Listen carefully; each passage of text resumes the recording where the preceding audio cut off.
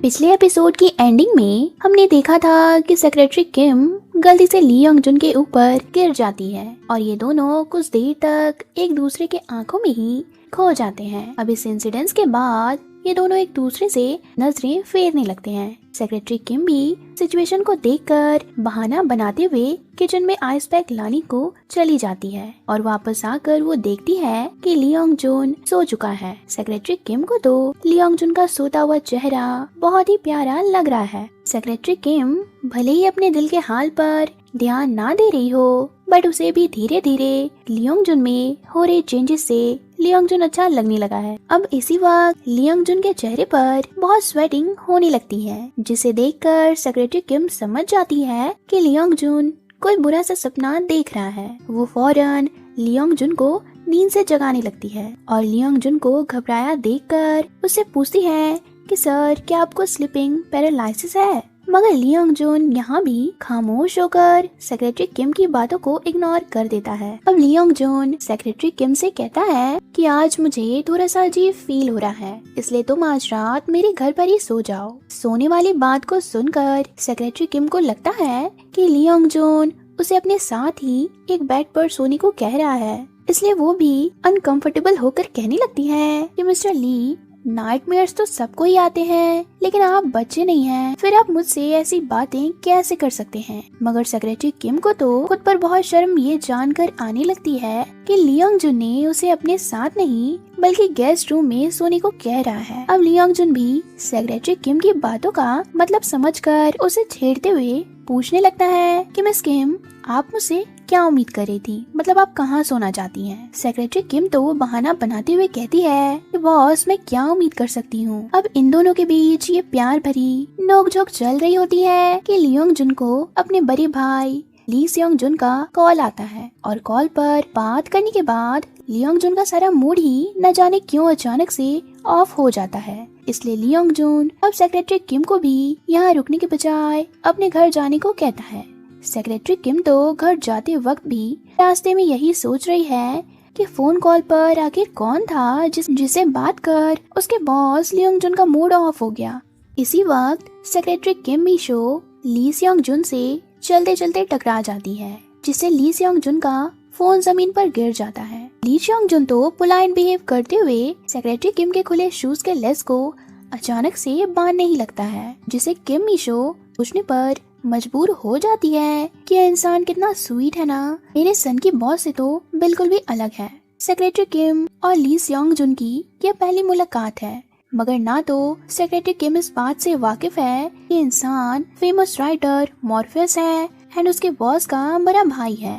वहीं ली सियोंग जुन भी नहीं जानता है कि सामने खड़ी लड़की उसके छोटे भाई की सेक्रेटरी है।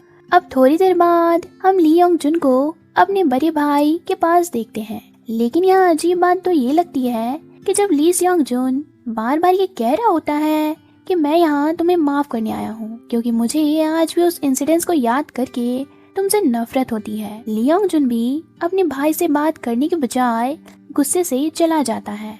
ये बात तो क्लियर नहीं होती है कि आखिर ली योंग जुन ने ऐसा क्या कर दिया है जिससे उसका भाई उसे नफरत करता है। नेक्स्ट डे सारे एम्प्लॉयज वरीड हो रहे होते हैं क्योंकि यूके ग्रुप आर्ट सेंटर की ओपनिंग अगस्त मंथ में होने वाली है और सारे एम्प्लॉयज के लिए इतनी जल्दी ओपनिंग की प्रिपरेशन करना बहुत ही डिफिकल्ट है। मगर ली योंग जुन आकर ये कहने लगता है कि ओपनिंग अब अगस्त में नहीं बल्कि जुलाई में ही होने वाली है, जिसके बाद हम सब लोगों को बहुत सीरियस होकर काम करते हुए देखते हैं। इधर secretary Kim and Lee Yong Jun भी न्यू लाइब्रेरी को चेक करने को आए हैं, मगर इसी वक्त लाइट चली जाती है और फोन पर मालूम होता है कि पूरी बिल्डिंग की पावर सिस्टम में थोड़ी गड़बड़ी है, जिसे लाइट थोड़ी देर बाद ही आएगी। लेकिन यहाँ पर जब ली योंग जुन पूरे स्टाइल में अपने पैतरे दिखा रहा होता है कि पीछे मुड़ने पर वो सेक्रेटरी किम और उसके चेहरे पे जल रही फ्लैश लाइट को देखकर बच्चों के जैसे डर कर चिल्लाने लगता है, जिसके बाद सेक्रेटरी किम भी मौका देखते हुए ली योंग जुन की कंडीशन पर कमेंट कर देती है और कहती है कि बॉस सबका फेस डर के मारे थोड़ा सा क्यूट लग रहा है। परफेक्ट ली योंग जुन को तो सेक्रेटरी किम के इस बात पर थोड़ी ईगो हर्ट हो जाती है। वो भी कहता है कि मिस किम, मैं क्यूट नहीं हूँ, बल्कि मैं मोस्ट अट्रैक्टिव मैन हूँ। अंधेरे में अब एक दूसरे को देखते देखते इन्हें थोड़ा अजीब फील हो रहा होता है, जिसके बाद सेक्रेटरी किम अपनी फेवरेट डेटिंग रोमांस वाली बुक को पढ़ने लगती है और एक तरफ सेक्रेटरी किम बुक पढ़कर मुस्कुरा रही होती है, वहीं ली योंग जून उसे प्यार से देखे जा रहा होता है। ली योंग जून के सारे पैंतरे ही वहाँ रुक जाते हैं जब उसका दिल कभी कभी ये रियलाइज करता है कि उसे किम मीशो बहुत पसंद है। सेक्रेटरी किम के ना होने से उसे बहुत बुरा भी लगता है, मगर ली योंग जून अपने दिल की बात को सुनता ही नहीं है। उसे तो हर एक चीज को कम्पेटिटिव वे में लेने की आदत हो चुकी है।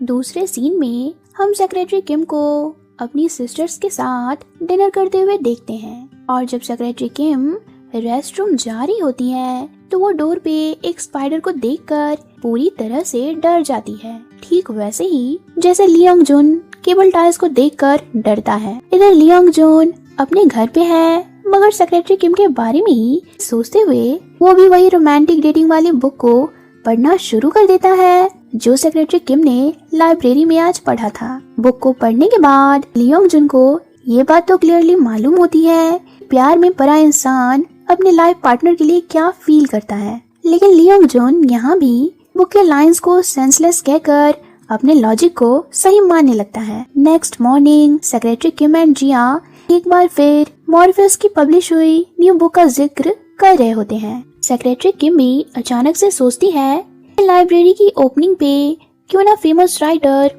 मॉर्फेस को इनवाइट किया जाए। वो इस बात को ली योंग जून को भी बताती है, मगर सिर्फ ये कहती है कि लाइब्रेरी के ओपनिंग पर हम अगर किसी फेमस राइटर को इनवाइट करेंगे तो हमें काफी अच्छा रिस्पॉन्स मिल सकता है। सेक्रेटरी किम यहाँ मॉर्फेस ऑथर का नाम नहीं लेती है क्योंकि सेक्रेटरी किम पहले मॉर्फेस से मिलकर ये बात कंफर्म करना चाहती है कि वो लाइब्रेरी के इवेंट पर आकर अपना कीमती वक्त दे भी सकता है या नहीं। ली योंग जून तो यहाँ अपनी रईसी दिखाकर कहने लगता है कैसा होगा अगर हम जोआनन राउलिंग को इनवाइट करें जिसने हैरी पॉटर जैसी सीरीज को लिखा है। इन दोनों की डिस्कशंस चल ही रही होती है कि ली योंग जून का मैसेज ली योंग जून को आता है जिसमें ली योंग जून को वो कह रहा है कि वो कंपनी में आ चुका है और थोड़ी देर में वो उसके ऑफिस भी पहुंच जाएगा। इस मैसेज को देखने के बाद ली योंग जून फौरन ही सेक्रेटरी किम को ऑर्डर देता है कि उसे बहुत सारा फास्ट फूड अभी के अभी खाना है जो कि फ्रेश होना चाहिए। उसे इसी वक्त फेमस रेस्टोरेंट की अमेरिकानो कॉफी भी चाहिए और साथ ही सेक्रेटरी किम ये सारी चीजें लाने बाहर एलिवेटर से नहीं बल्कि सीढ़ियों से चलकर जाएगी। सेक्रेटरी किम भी जल्दी से दौड़कर ये सब लाने जाती है। उसका सन की बॉस कब क्या कर दे इसका अंदाजा कोई लगा नहीं सकता, मगर बात तो अचानक से फास्ट फूड खाने की नहीं है। ली योंग जून सेक्रेटरी किम को इसलिए कंपनी से बाहर भेज देता है ताकि उसका भाई ली योंग जून एंड सेक्रेटरी किम एक दूसरे को ना देख सके। ये बात यहाँ थोड़ी अजीब लगती है कि आखिर ली योंग जून और सेक्रेटरी किम एक दूसरे से ना मिल सके, ऐसा ली योंग जून क्यों चाहता है। अब ली योंग जून आता है और एक बार फिर इन दोनों भाइयों में वही तानाशाही वाली बातें होने लगती है।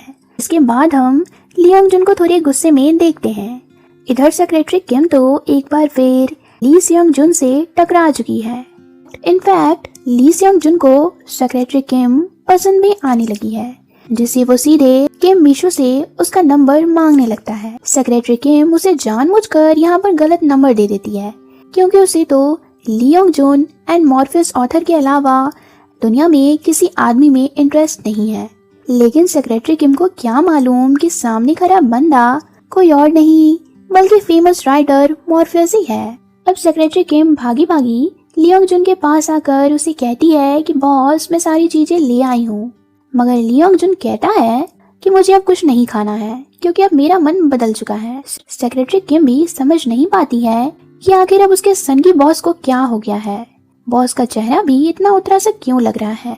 मिस पोंग तो जिया को कोई नाम कितना वर्कहॉलिक है ये बताने में लगी है। बाकी लड़कियों की तरह मिस पोंग को भी गुइनाम इतना पसंद है कि वो दिन रात यही चाहती है कि गुइनाम को काश वो डेट कर पाती। जिया को भी जब से गुइनाम के स्किल्स मालूम हुए हैं तब से वो भी गुइनाम की ओर फिलहाल अट्रैक्ट हो रही है। मगर फनी बात तो ये है कि जिया जब भी गुइनाम को देखती है तो वो गुइनाम के हिप पर एक छोटे से बटन को देखकर सोच में पड़ जाती है कि गुइनाम बटन को हिप पे क्यों लगाता है। सेक्रेटरी किम भी जुगाड़ लगाकर मॉर्फिस ऑथर के ईमेल एड्रेस को ले लेती है और ईमेल कर मॉर्फिस को लाइब्रेरी के इवेंट पर आने की रिक्वेस्ट भी भेज देती है। सेक्रेटरी किम ईमेल में अपनी आइडेंटिटी के तौर पर यमयंग ग्रुप की सेक्रेटरी किम मिशो लिखती है। अगली सुबह किम मिशो फाइल चेक करवाने को लियोंग जुन के पास आती है और लियोंग जुन की बिगड़ी टाई को देखकर उसके क्लोज जाकर टाई ठीक करने लगती है। मगर लियोंग जुन आजकल एक बात नोटिस कर रहा है कि किम मिशो जब भी उसके करीब आती है तो उसके दिल में कुछ कुछ होने लगता है, जिससे लियोंग जुन को लगता है कि उसे जल्द से जल्द ही डॉक्टर को दिखवाना चाहिए, कहीं उसे कोई दिल की बीमारी ना हो गई हो। लियोंग जुन की अकल उसे एक्सेप्ट करने नहीं दे रही है कि उसे किम मिशो से प्यार हो गया है। अब थोड़ी देर बाद लियोंग जुन की मॉम आकर उसे आज शाम फैमिली गेट टुगेदर में इन्वॉल्व होने के लिए बहुत रिक्वेस्ट करती है। लियोंग जुन की मॉम बस ये चाहती है कि उनके दोनों बेटों में सुलह हो जाए, मगर लियोंग जुन अपनी मॉम की रिक्वेस्ट की भी केयर नहीं करता है और सीधा उन्हें मना कर देता है। इसलिए लियोंग जुन की मॉम जानबूझकर चालाकी दिखाते हुए अपना पर्स ऑफिस में ही छोड़ देती है और साथ ही सेक्रेटरी किम से कहती है कि किसी भी तरह से लियोंग जुन को कन्वेंस कर ले और शाम को पर्स देने उसे घर भेज दे।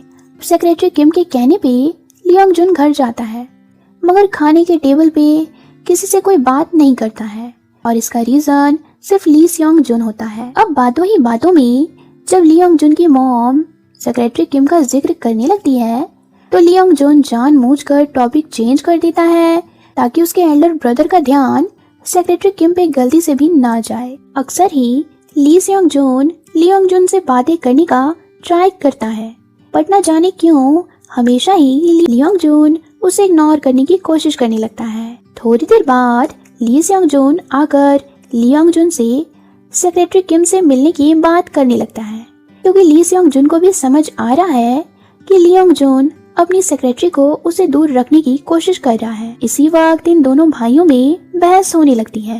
एक बार फिर ये दोनों 20 साल पहले हुए किसी इंसिडेंट्स को लेकर एक दूसरे को ब्लेम करना शुरू कर देते हैं और इस बीच ली सियोंग जुन लियोंग जुन को गुस्से से एक पंच मार देता है। लियोंग जुन भी उसे मारने के लिए आगे बढ़ता है कि इनके पेरेंट्स आकर इन्हें रोक लेते हैं। इनफैक्ट इनकी मॉम इनको लड़ते हुए देखकर काफी अपसेट हो जाती है और रोने लगती है। ये दोनों भाई बहुत गुस्से में हैं। लियोंग जुन गुस्से में ड्राइव करके सेक्रेटरी किम के घर आया है। इधर ली सियोंग जुन अपने ईमेल्स को चेक करता है और सेक्रेटरी किम मिशो ने जो ईमेल उसे भेजा है वो फाइनली उस ईमेल को देख लेता है। सेक्रेटरी किम जैसे ही लियोंग जुन के फेस पर लगी हुई चोट को देखती है तो हमेशा की तरह लियोंग जुन की केयर करते हुए उसकी फर्स्ट एड करने के लिए उसे घर के अंदर आने को कहने लगती है। मगर सेक्रेटरी किम अपने घर की बिगड़ी हालत को देखकर लियोंग जुन को जल्दी में बाहर की ओर धक्का दे देती है। वो जानती है कि उसके सन की बॉस के लिए साफ सफाई बहुत इम्पोर्टेंट है और कहीं बिखरे घर को देखकर उसके सन की बॉस का दिमाग वापस से सनक न जाए, इसलिए उसके बॉस का फिलहाल बाहर रहना ही सही होगा। सेक्रेटरी किम जल्दी जल्दी रूम को साफ करती है और जल्दबाजी में वो अपने अंडरगारमेंट्स बेड पे छुपा देती है। यहाँ लियोंग जुन की दी हुई हार्ड वर्किंग काउ टेडी रखी हुई है। सारी चीजें ऑर्गेनाइज हो चुकी हैं।